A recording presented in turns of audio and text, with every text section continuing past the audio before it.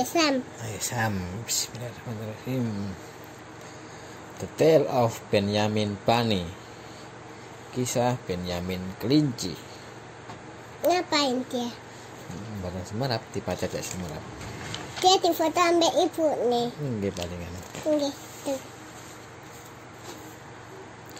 Pada suatu pagi, seekor kelinci kecil duduk di atas tunggul Tunggul itu di apa? tepi sungai. Tunggul itu apa?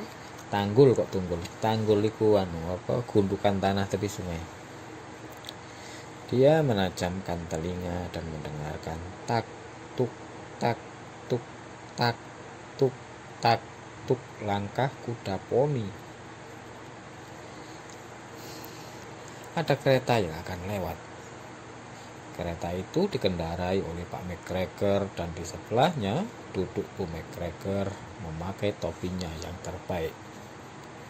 Begitu mereka lewat, Benyamin si kelinci kecil meluncur turun ke jalan dan berlari melompat-lompat menuju rumah saudaranya. Saudaranya tinggal di hutan di belakang rumah Pak McGregor. Hutan itu penuh lubang kelinci, dan di lubang yang paling rapi dan paling banyak pasirnya tinggallah Bibi dan keempat sepupu Benyamin, Flopsy, Mopsy, Cottontail, dan Peter. Bu kelinci telah menjanda. Dia mencari nafkah dengan merajut sarung tangan dari bulu-bulu kelinci. Aku pernah membeli sepasang waktu ada bazar. Dia juga menjual rempah-rempah, daun teh rosemary, dan tembakau kelinci yang kita sebut lavender. Benyamin tidak begitu ingin bertemu bibinya. Dia memutar lewat belakang pohon cemara dan nyaris tersandung puncak kepala sepupunya, Peter. Peter ngapain? Oh, Peter sembunyi itu Kenapa? nang lubang kelinci. Kenapa? Main-main. Kenapa? Dia main sembunyi-sembunyian. Ada ke? Dah? Oke. Peter sedang duduk sendirian. Tampangnya memelas sekali. Dia bersarung sapu tangan merah. Peter, sapa Benyamin dalam bisikan. Mana pakaianmu? Peter menjawab, dipakai orang-orangan di kebun Pak McGregor, dan menceritakan bagaimana dia dikejar-kejar di kebun itu sampai terpaksa meninggalkan sepatu dan bajunya. Benyamin duduk di samping sepupunya dan memberitahunya bahwa Pak McGregor pergi naik kereta dan Bu McGregor juga. Ada tahu sama. Dan pasti mereka akan pergi seharian Sama karena dong, Pak. Bu McGregor memakai topinya yang terbaik. Boten. Sama dong. Ya, kereta tolak kereta api, iki kereta kuda Pak McGregor naik. Nek kereta tolak kereta api.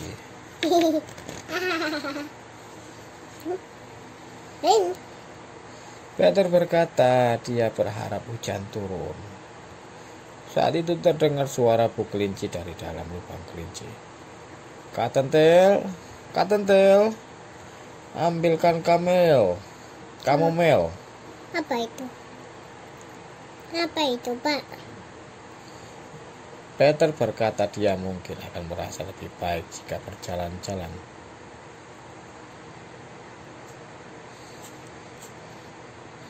Mereka berjalan bergandengan dan tiba di atas tembok di ujung hutan. Dari sana mereka memandang ke kebun Pak McGregor. Baju dan sepatu Peter tampak jelas dipakai orang-orangan, dilengkapi topi tua Pak McGregor.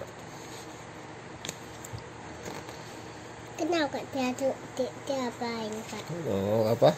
Peter kan mari masuk kebun sayur Pak McGregor, terus dikejar Pak McGregor. Kejar sampai ketangkap.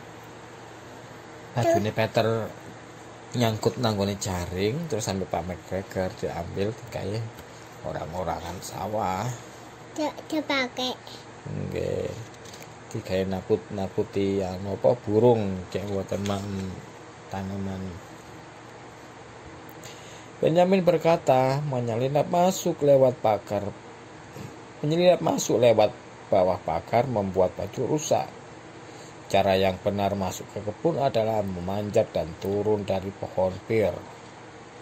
Peter terjatuh dengan kepala lebih dulu, tapi tak apa-apa, ke arah tanah di bawahnya baru saja dicangkul sehingga lunak. Kenapa ini kok dicabut? Jatuh gimana? Lompat lewat pohon pir, kepleset. Tanah itu ditanami selada. Mereka meninggalkan banyak jejak kaki kecil di seluruh petak selada, terutama si Benyamin yang memakai sandal kayu. Oh, iki ana bekase kaki. Kan kakine gembur, tanah mari dicangkul. Dan ini kenapa dicabut? Mboten niku jejak kakine. Pak, ini kenapa dipegang sih? Tangane ku ningali banyak tanah megang tanah basah, banyak jejak kaki. Mau dipakai, Pak? Nggih. Dipakai. Benyamin mengatakan bahwa yang pertama harus mereka lakukan adalah mengambil kembali pakaian Peter, agar sapu tangan merah Peter bisa digunakan untuk hal lain. Mereka melepas baju dan sepatu Peter dari orang-orangan. Tadi malam hujan, sepatu Peter penuh air, dan bajunya agak mengerut. Benyamin mencoba topi tua Pak McGregor, tetapi topi itu terlalu besar untuknya. Kemudian dia menyarankan untuk membungkus bawang dengan sapu tangan sebagai oleh-oleh untuk pipinya. Peter tampak cemas. Rasanya dia mendengar suara-suara mencurigakan.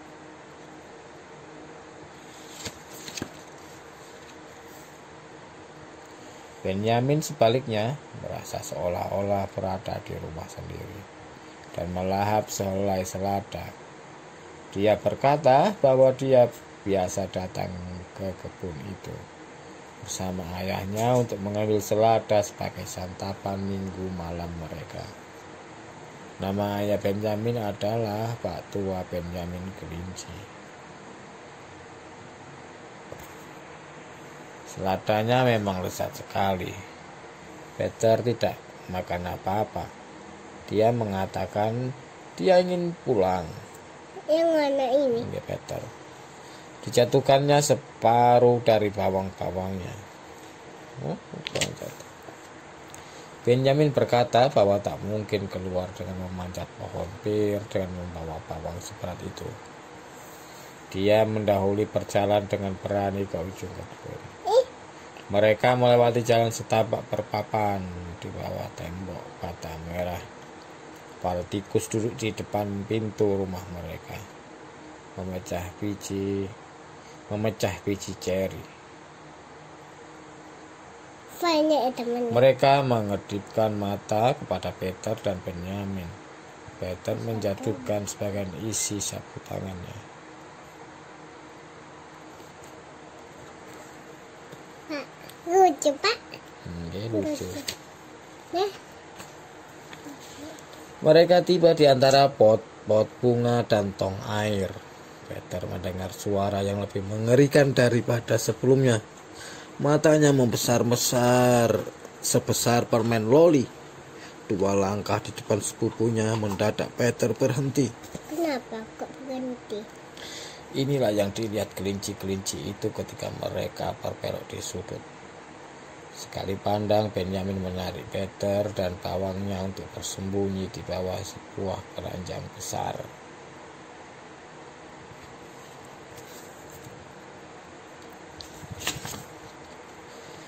Si kucing bangkit dan menggeliat, lalu datang mengendus-endus keranjang itu. Mungkin dia suka bau bawang. Yang jelas dia duduk di atas keranjang itu. Dia duduk di sana selama 5 jam. Aku tak bisa menggambar Peter dan Benyamin Aku tak bisa menggambar Peter dan Benyamin untukmu, karena di bawah keranjang cukup gelap dan bau bawangnya sangat menusuk hidung, membuat Peter dan Benyamin menangis. Matahari mulai condong ke barat. Matahari mulai condong ke balik hutan, dan hari sudah sore. Tetapi si kucing tetap duduk di atas keranjang. Beberapa saat kemudian terdengar langkah-langkah dan beberapa rontokan semen terjatuh dari atas tembok. Si kucing mendongak dan melihat Pak Tua Benyamin kelinci berjalan di atas tembok teras atas. Dia menghisap pipa tembakau kelinci dan membawa tongkat kecil di tangannya. Dia sedang mencari-cari anaknya.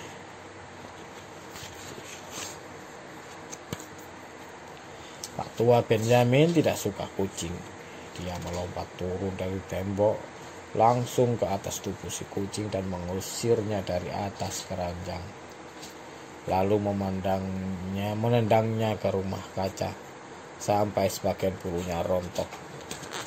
Anaknya diapain sih? Mungkin dibatasi asmara. Saking kagetnya si kucing tak sempat membalas mencakar. Setelah menendang si kucing ke dalam rumah kaca, Pak Tua Benyamin mengunci pintunya. Lalu dia kembali ke keranjang dan menyeret keluar anaknya pada kupingnya dan memukuli pantatnya dengan tongkat kecilnya. Kenapa dipukul? Karena dia menyeret keluar kemudian dia menyeret keluar keponakannya, Peter. Selanjutnya dia mengeluarkan bungkusan bawang dan berjalan keluar kebun. Kenapa pakai dipukul pantatnya?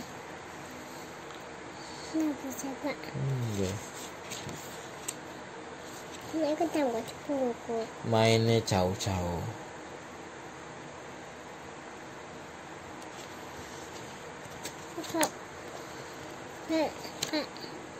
Papa, liatin kucing. Ketika Pak McGregor pulang, kira-kira setengah jam kemudian, dia melihat beberapa hal yang membuatnya bingung.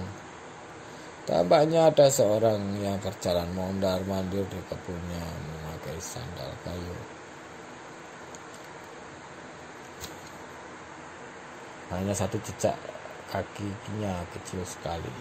Dia juga tak mengerti bagaimana si kucing bisa mengurung diri di dalam rumah kaca, lalu mengunci pintunya dari luar. Saat Peter tiba di rumah, ibunya memaafkannya karena dia senang sekali melihat Peter telah menemukan kembali sepatu dan bajunya. Katentel dan Peter melipat sapu tangan merah.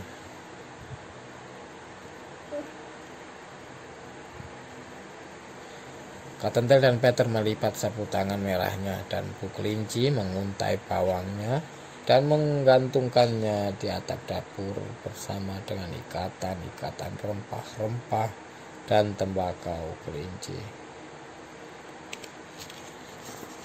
Selesai.